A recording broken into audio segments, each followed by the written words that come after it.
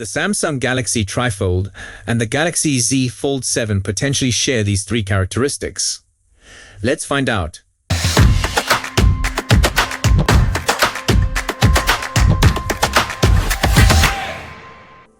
The Samsung Trifold phone, which may be dubbed the Samsung G Fold, is coming out soon. A fresh rumor reveals that it may take a lot of design cues from the Samsung Galaxy Z Fold 7, which is also due out soon. According to a well-known source named Panda Flash Pro, both foldables will have the same speakers and the same method they are built into the chassis. This probably won't be very different from the Samsung Galaxy Z Fold 6 either. Also, it seems like both phones will have comparable hinge mechanisms and a full flat body, which we think indicates that the bumps and creases will be minimal, which is something we've heard before. This will definitely save Samsung money since they can utilize more of the same parts in both the Galaxy G Fold and the Galaxy Z Fold 7. The G Fold will have an additional hinge and a third screen panel, however. We know that Samsung is working on a trifold phone since they have already teased it, but we don't know much more about it. The brightness and wire charging rates are likely to be the same as the existing versions, at 2600 nits and 25 VAU, respectively. People say that the Samsung Trifold folds inwards, which indicates that it needs an exterior screen as well as the core display. The screens are said to be 6.49 inches outside and 9.96 inches inside across the corners. The Galaxy Z Fold 7 and the Galaxy Z Flip 7 are generally slated to appear sometime in July, and it seems the Galaxy G Fold will be completely introduced at the same time. However, it may not be on sale until later in the year, and supply might be restricted. Samsung's reported trifold phone may utilize a new sort of battery. Samsung has promised the trifolding Galaxy G Fold for years, but even its teasers and speculations have failed to give a comprehensive image of the unique folding form factor. The newest speculation comes from ex-user Panda Flash Pro, who claims to disclose what sort of battery the folding phone would utilize, and it's different from any battery Samsung has used previously. They said that the phone would use a silicon-carbon battery. It's the same sort of battery that was previously speculated to be in next year's Galaxy S26 phones. Silicon-carbon batteries are a development of the present standard lithium-ion batteries. The key difference is that these batteries employ a silicon anode instead of a graphite one. What this implies for the battery is that it's meant to have a greater density, meaning it can carry more energy in the same amount of area. As an example, OnePlus Glacier battery, which is silicon-carbon, manages to fit a 6,100 mAh battery cell into the same amount of space that a lithium-ion 5,000 mAh cell takes up.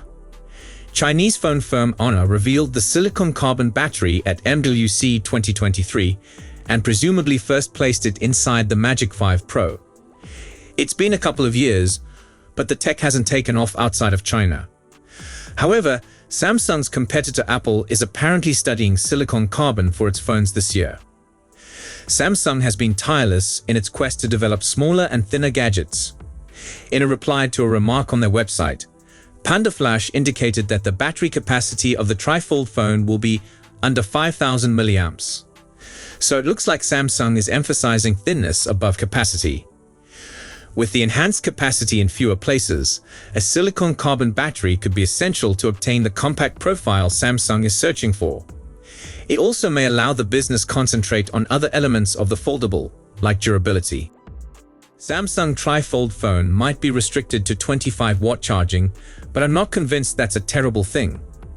We've previously heard lots of speculations regarding Samsung launching a trifold smartphone into the market in the very near future, maybe branded Galaxy G Fold. Unfortunately, the recent speculations reveal a dismal lack of movement for the phone, because it could be stuck with the same charging pace as the standard Galaxy S25. According to leaker Panda Flash Pro, the Samsung Trifold is now sporting a charging speed between 23 and 24 watt, which they believe will probably be sold as 25-watt charging. This is the same charging speed as both the Galaxy Z Fold 6 and the Galaxy S25. But for a phone of this class, I had thought Samsung would push up the maximum charging speed to meet the Galaxy S25 Ultra and Galaxy S25 Plus. Considering the mid-range Galaxy S56 now supports 45-watt charging, this is surprisingly low, though I'll confess, I'm not all that shocked. Panda Flash Pro subsequently reported that the trifold would miss out on under-display cameras and opt for a classic hole-punch design instead. And in contrast to the charging speed, given the terrible performance of those cameras, I believe that's clearly for the best. While Samsung likes to push the boundaries of its hardware, particularly premium phones, charging speed has never been one of its strong points.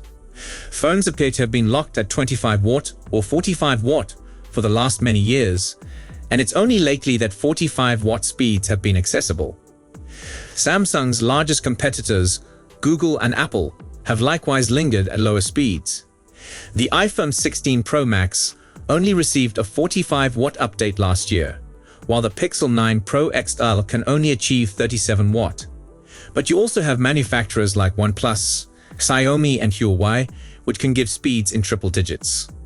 Foldable devices normally don't reach the same heights, but even 67 watt, charging more than twice the pace of a 25 watt charger. Then I'm not quite persuaded this is such a horrible thing. Admittedly, having 25 watt charging speed on an ultra-premium phone like the G Fold is quite aggravating, but there might be a legitimate reason for it. You have to know that quicker charging typically creates greater heat. If a phone doesn't have the cooling mechanisms in place to disperse that heat, it might harm the phone. So you could make the argument for some phones to not provide ultra-rapid charging. Without the required cooling chambers and electronics within, it might wind up doing more hurt than good. Considering foldable phones concentrate the design and form aspect, it would make sense for them to have more rudimentary cooling compared to a non-folding Galaxy S phone, especially when you know the G Fold will be the first Samsung phone of its sort. And if the battery life is as excellent as other recent Samsung phones, and other phones with the greatest battery life, rapid charging may not be all that required. We won't know for sure until Samsung officially introduces the phone, which we're anticipating to happen later this year. The biggest problem with foldable phones isn't that they're lousy phones. In reality, it just takes a cursory peek at our evaluations of the best foldable phones to know that they have their applications. Foldable phones allow you the choice to have more in less space, either with a clamshell layout or a book-like design that lowers a tablet-sized device into a pocket-friendly shape, with no need to carry a bag along. The greatest concern is the price tag. Brand new book-style foldables often start at $1,700, or roughly twice the price of standard non-folding flagships. That is extremely costly, even if you spread that expense across numerous years, and considerably beyond the grasp of a lot of individuals.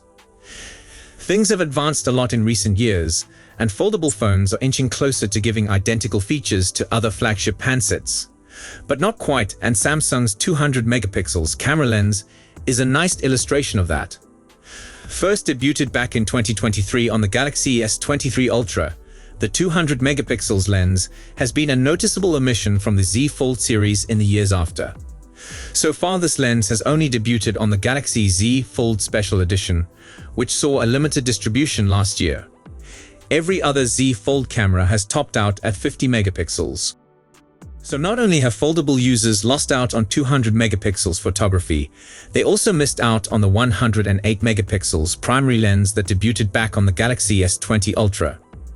Rumor has claimed this will change, with a 200 megapixels lens predicted to arrive on the Galaxy Z Fold 7. But it doesn't alter the reality that the foldables have been trailing behind for virtually their entire life. It's hard to rationalize investing foldable amounts of money when the non-folding versions give more for less. And thus far, it appears to be reflected in how well foldables are selling. Back in 2023, foldable phones only owned 1.6% of the worldwide mobile market share, a number that's anticipated to climb to 5% in 2028. They may be selling better than they were, but that doesn't imply they're selling well. I have few qualms about the quality of what the Galaxy G Fold will undoubtedly have to offer. We're far beyond the catastrophic introduction of the first Galaxy Fold, and I refuse to think Samsung will make the same type of blunders again. Whatever issues it may end up having, I anticipate that the G Fold will be a beautifully manufactured foldable that lives up to the Galaxy Fold brand. Foldable phones do not sell as well as non-folding phones, and there are some fairly legitimate reasons why consumers would want to avoid them. Throwing an additional folding screen into the equation is not going to suddenly have folks get on the bandwagon in huge enough numbers, especially if the price is what everyone fears it may be. It makes me question if Samsung is genuinely developing the phone to earn money, or whether this is simply an exercise in PR, so Samsung can keep some bragging rights and demonstrate it won't be overtaken by Chinese competition. With reports swirling that Samsung might unveil the Galaxy G Fold later this year, we definitely don't have too far to wait and see how this plays out. Whenever it comes up, don't expect it to be cheap. It'll undoubtedly be more costly than the ordinary Galaxy Z Fold model, and as our Samsung Galaxy Z Fold 6 review will tell you, the phone came at a starting price of $1,899.99. So that's all we know for now. We'll be sure to keep you updated as soon as we have more information. Thanks for watching.